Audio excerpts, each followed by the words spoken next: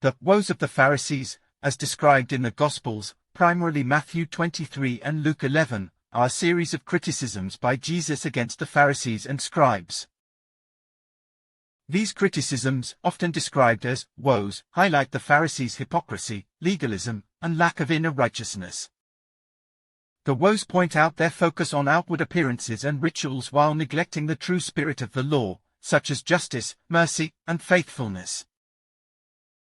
Here's a closer look at the key aspects of the woes. 1. Hypocrisy and legalism. The Pharisees were criticized for their hypocrisy, where they preached one thing but didn't practice it.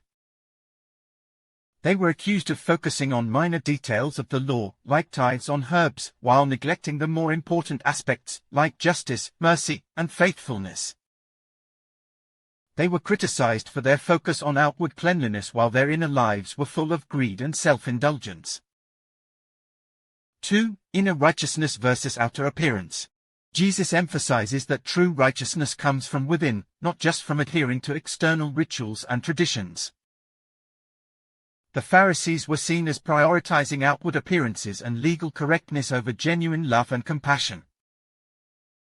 3. Blindness to spiritual truth. The Pharisees were labeled as blind guides who couldn't see the spiritual truth or the coming Messiah. They were criticized for their inability to understand the deeper meaning of the law and God's will. 4. Consequences of legalism and hypocrisy. The woes serve as a warning against the dangers of legalism and hypocrisy, which can lead to a distorted understanding of faith and righteousness. They highlight the importance of aligning one's actions with one's beliefs and living in accordance with God's love and justice. 5. Historical context. The Pharisees were a significant Jewish sect in the time of Jesus, known for their strict adherence to the Torah and their oral traditions. And they often clashed with Jesus over his teachings.